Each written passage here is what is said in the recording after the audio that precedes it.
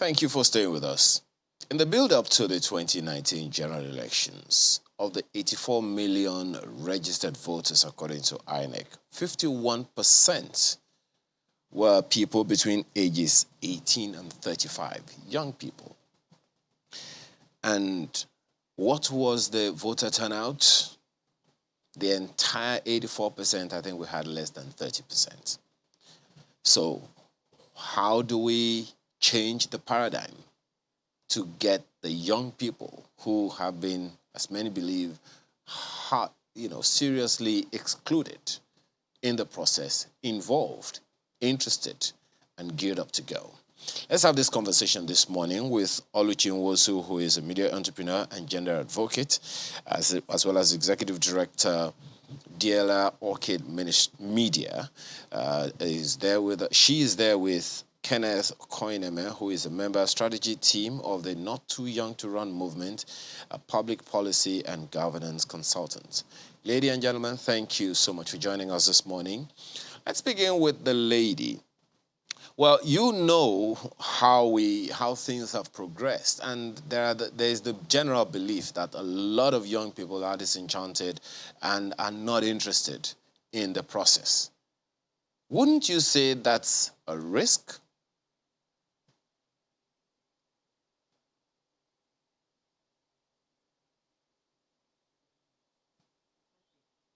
Can you hear me? I can hear you. Oh. I can hear you now. Okay. I didn't hear you. Please continue. Okay. Well, you know about the voter register, for the 2021 general election. Beg your pardon, the 2019 general election. Just give out the data now. A large number of people there are young people. And it would seem that now, even back then from quite a while ago, many people believe that young people are not just interested in the process. And you heard Professor Wole Soyinka speak the other time. What are your thoughts on that?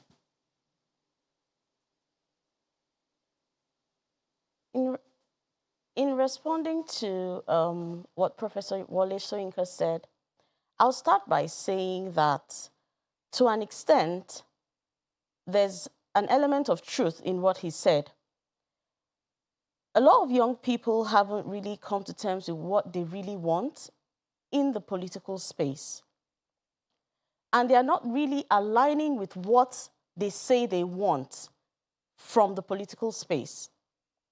However, I would want to remind Professor Wole Soyinka that the Nigeria he sees today is actually different from what it was when he was probably 35 years old.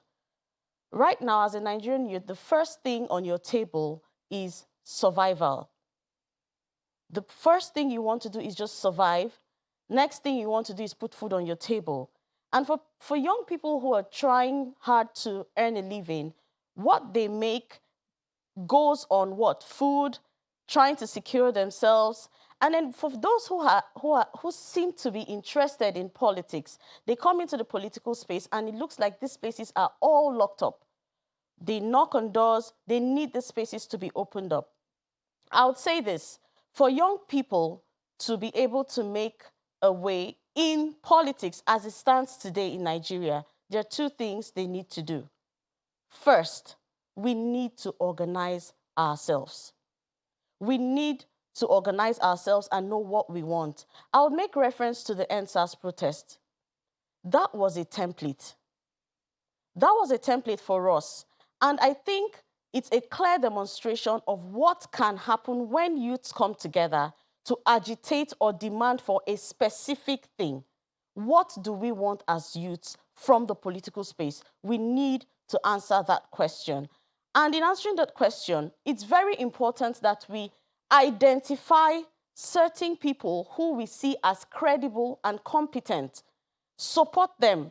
I'm talking about young people now. Support them.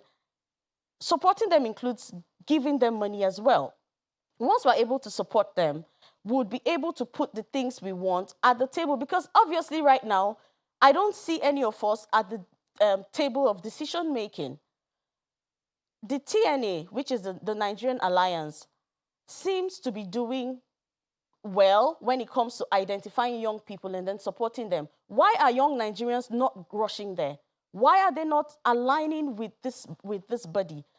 Permit me to make reference to the recent elections or convention that was held by both the APC and then the PDP. With the PDP, I got a ray of hope when a young person emerged. That's the person of Kadede Suleiman. And then I tried to monitor things that were happening with the APC.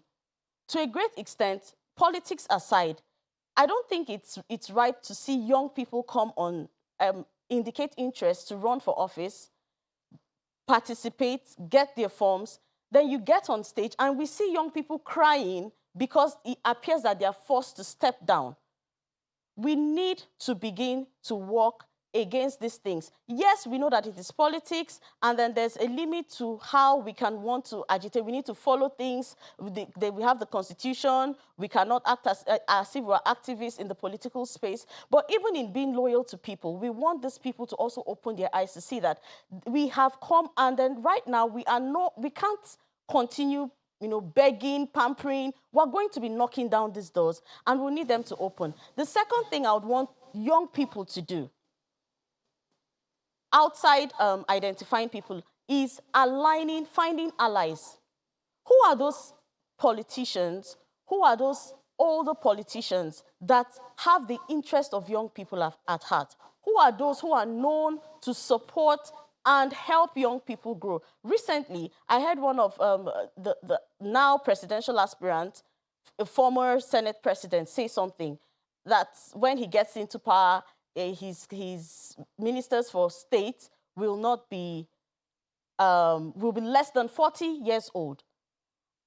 If it is possible to do that, then I think we should begin to identify and ally with people like that. Okay. For starters. Yeah, let me ask. There are so many other things to address, madam, but let me take the opening comments of Mr. Koineme in this conversation that we are having.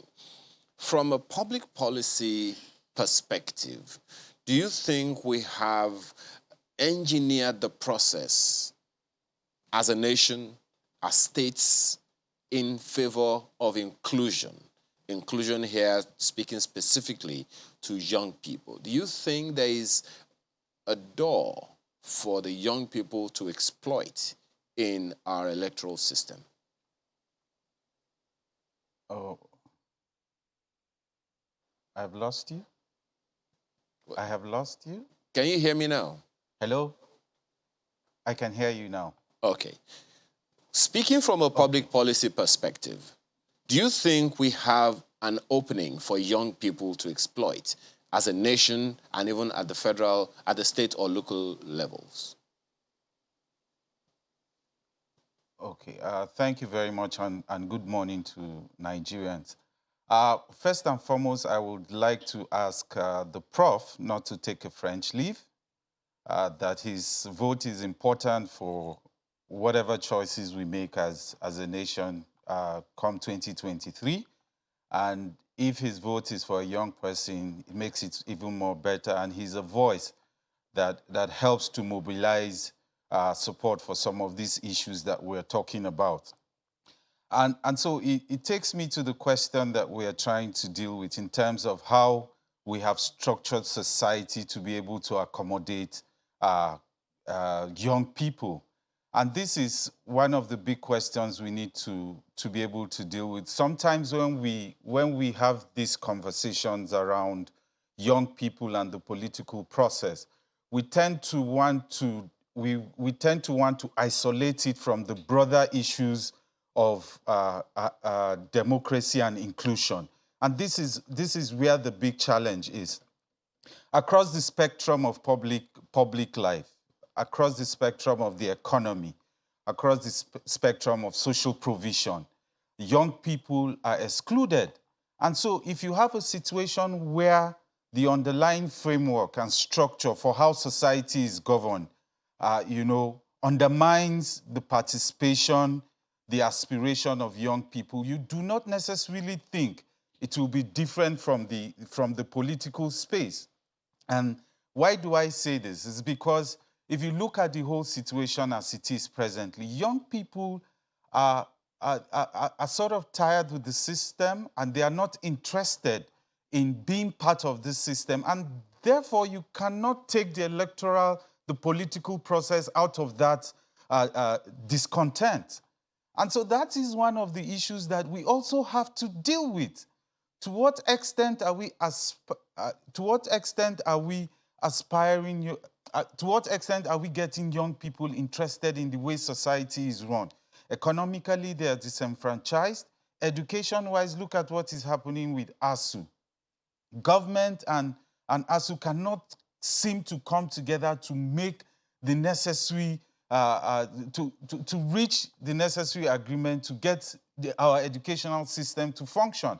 And then how do you prepare leaders for tomorrow if the system that is supposed to be the conveyor belt for leadership is not functioning? So when these young people are in position or find themselves in spaces where their contribution becomes important, or where the basis for how much they are appreciated in a space is what they can offer, and they can't offer anything. So these are some of the issues that we have to deal with.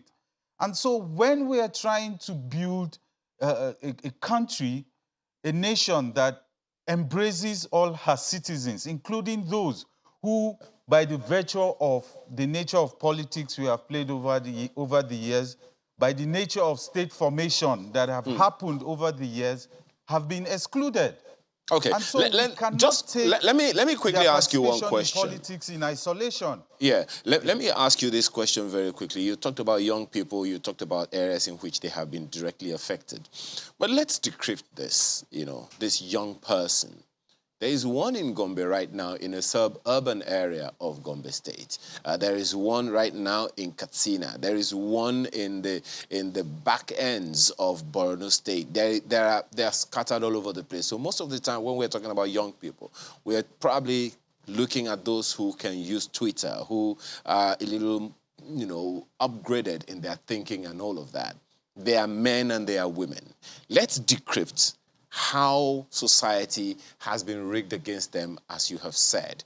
Is there any way in which our culture has affected or influenced our governance, our public policies for or against young people?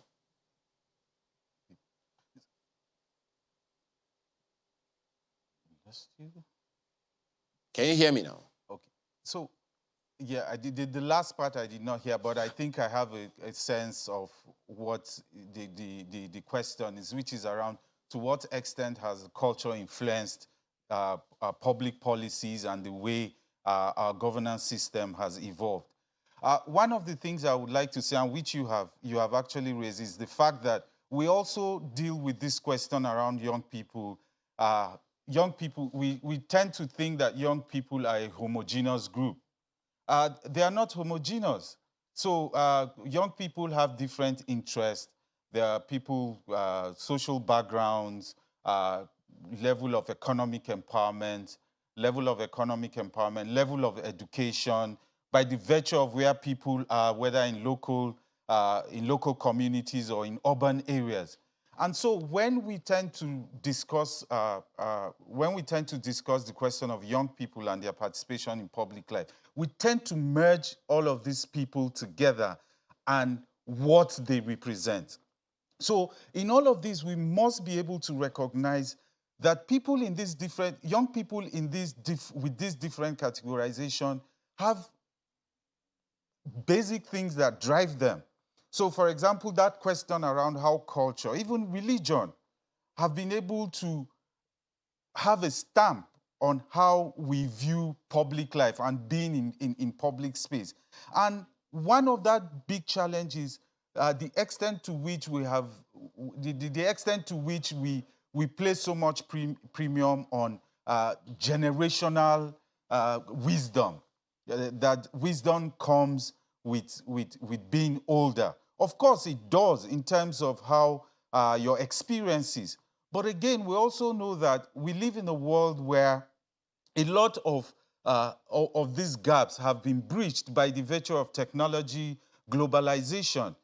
And there And therefore, you have people that have been able to deal with some of these issues around wisdom by gaining knowledge, by understanding how issues affect others directly. And so, if we are trying to evolve a new public sphere, a new thinking around governance, we must be able to aggregate all of these interests of young people and see how we reflect them in the way public policies are made and even how our politics evolve. I'll give an example.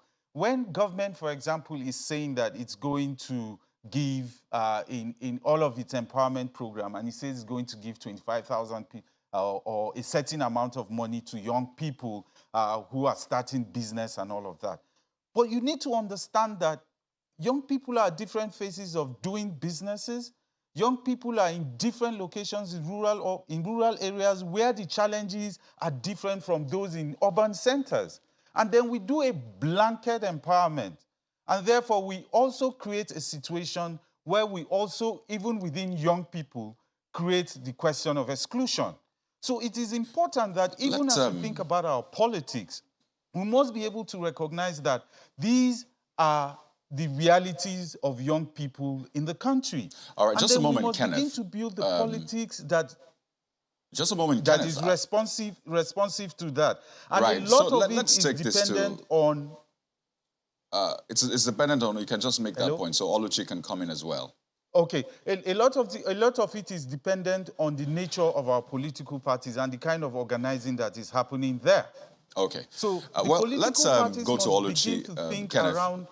pardon me, so we can really have Hello? a rounded conversation here. Pardon me, I need to come in so I can bring Oluchi in. And I'd like us to be very practical. I like the fact that you've given some examples. And we want to really reach out to young people listening to this program because it's important to get everybody involved, right? We've talked about how women need to be involved. We also need to focus about how young women can be involved. And I'd like to be practical here, Oluchi. How are you getting involved as a young person? Is it that you belong to a political party? Are you on the sidelines, maybe influencing policies or having meetings in your locality? How are you getting involved? Because I imagine young people listening and thinking, how exactly can I get involved? Is it in politics, governance, and all of that? How does it work for you? Yeah, first of all, yeah, I would say I'm very involved because I belong to a political party, and I advocate for young women to belong to political parties because you can't be talking about participation from by sitting on the fence. You need to belong to one side and then agitate and push for certain things that you want. I am a member of the political party. I participate. I pay my dues. I try to avail myself for service and contributions. To a great extent, it's been quite a challenge because as a female, I met, challenges there. I saw older women go through it. I came into the space and then I still see these things. We have the challenge of bias, against women, the concept or perception that people have about women in the political space. We also have the challenge of breaking through, we call them ancestral challenges, because we talk about policies, they call on women when they need support, but when it comes to sitting at the table where decisions are being made and taken, to be very honest, women are absent. And then if older women can be absent from that kind of process, what then is the hope for we, the younger generation? It's a challenge.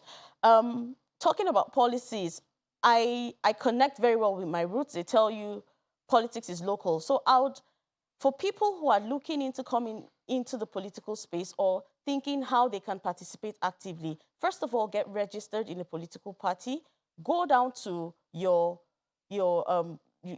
community where you come from, identify with them, introduce yourself, participate, ask them what they want to do.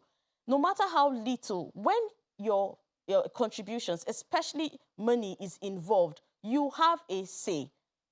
you have a say. The reason why they keep pushing for grassroots mobilization, there's an extent to which on the outside or from the national, when you encounter challenges or you have people question certain things about you, if you have done your work at the grassroots, you also have people at the grassroots speaking for you. So it's a little bit easier when you're actively involved in this process. Oluchi, let me follow up on the funding aspect. A lot of issues you have thrown up, and I'm glad you're being practical. And in fact, you wear two caps, or do I say headgear? You represent women and young people as well. So, I mean, your experience will really come to bear here. So in terms of funding, the conversation we had earlier talked about how, political parties most times favor the money bags, the big men, so-called political elite. And people are advocating for everyone to be involved financially. From your experience, the fact that you give your donations, does that give you as much say in the party when you have to stand side by side the money bags or the big men and women in the party? Does that give you, equal stakes, as it were? Doesn't. I can speak when I get to my place, but when it comes to this table of decision making, we usually don't even know what goes on there.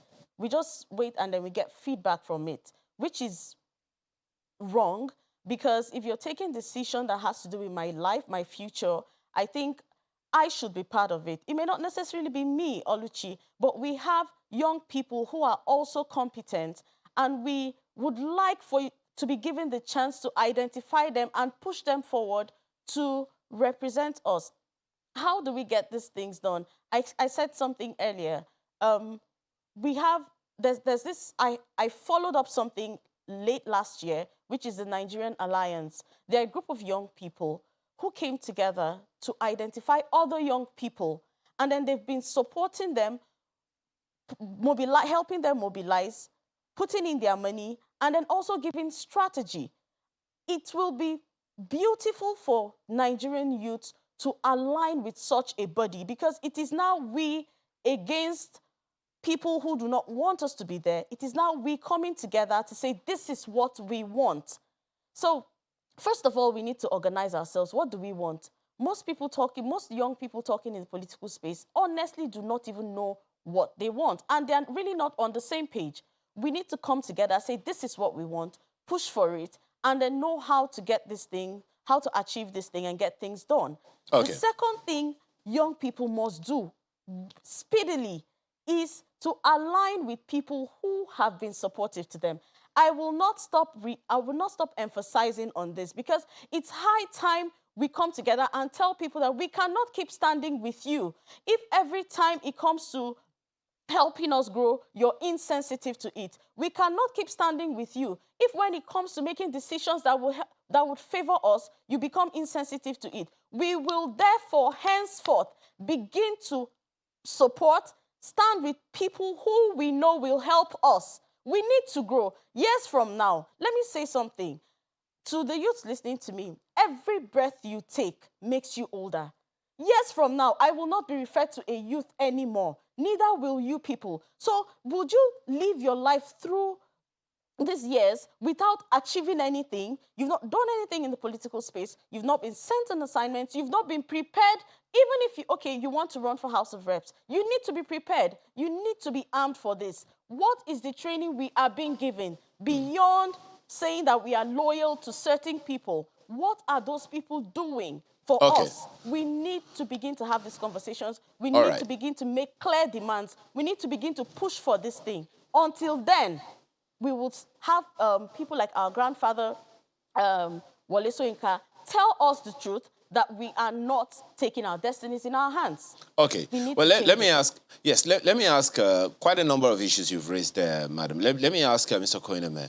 Well, you were a member of the strategy team of the Not Too Young to Run movement at the time, and you most certainly had a thing or two in mind. So I'm going to ask you this, against the backdrop of what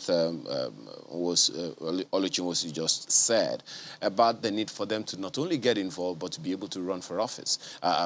many times people are looking at going to the center, going to the federal government. However, there is a lot of opportunity at the local government levels, a lot of opportunities as councillors, as local government chairmen, as members of the houses of assembly all over the place, as some kind of training ground for young people. For that purpose, what would you be saying? What are the opportunities that you think the youth may be losing sight of in this whole process and that they need to pay attention to, going by what Oluchi just said? Okay, yeah, I think the passage of the Not Too Young to Run law, as it is known, for us, even in the movement at that time, was a recognition that that in itself alone was not the silver bullet to deal with the issues of youth inclusion in politics. It's also building, like she has said, the kind of environment that allows young people to thrive. And of course, young people are getting into that space at local level. And we also need to get young people to understand that politics at the end of the day is inherently local. And so therefore, the opportunities that exist, but again, there are a lot of opportunities that exist at different levels in political parties and even in trying to seek elective positions. But there's a whole question around the nature of power within political parties and the way our political system is structured. And that is a function of the nature of our elections, for example, where these guys know that whatever the issues are, they can manipulate that process to keep themselves in power. But we're having a situation where the Electoral Act, the electoral laws, guidelines, and processes are changing. And so what that means is that increasingly we are going to see votes count. And therefore, if we need to change the power dynamics within these spaces, it's for young people to demonstrate that power that they have during the elections. It's very important that young people come out to vote so that they can demonstrate that power that they have, and that power can become the basis for a new negotiation, can become the basis for a new politics. Because as long as we are still trying to organize within the existing power structure, within the existing perspective and mindset of how our politics should be run, it becomes a challenge for young people to break in. We have been in spaces with young people and we hear their challenges. It's quite, and Oluchi here he just said it. You put your resources, you put your time into political party organizing, and at the end of the day, you realize that when decisions are made, you are not there. Even your own faith in terms of your aspirations for public office are not necessarily a function of you. It is about someone else using you as a negotiating tool in that whole power setup. And so, what you have, for me, an opportunity arises. The historical exclusion has been a function of the nature of power and politics. And therefore, where the electoral process is changing, we can seize this moment to say, okay, for young people, if your vote is going to count, can this be the time where we begin to renegotiate the basis of our participation in political spaces? Okay, well, Mr. Koineme, because what you young have, people are in those spaces. Yeah, my apologies. Of this world, well, the Ismails, the Green just 1 second, Mr. Koineme. What you have both they succeeded. have demonstrated that it is possible to be in the political space. What you have both succeeded in doing. For me, just a second, Mr. Koineme. What you have both succeeded in doing this morning is to tell us that, at least my takeaway from this conversation, is the capacity gap that needs to be bridged. And Oluchi, spoke to that copiously, and you as well, Kenneth. We have to thank you both for being here this morning to at least speak to these issues and open this capacity conversation, which I'm very sure will build on subsequently. Oluchi Nwosu is a media entrepreneur and gender advocate. She's also Executive Director, Diela Orchid Media. What do I call it? Ministry. Thank you for joining us this morning, as well as Kenneth Okoineme, member, strategy team of the Not Too Young to Run movement, as well as a public policy and governance consultant. Thank you both for being here Thank you on the program with us. Thank you. Yeah.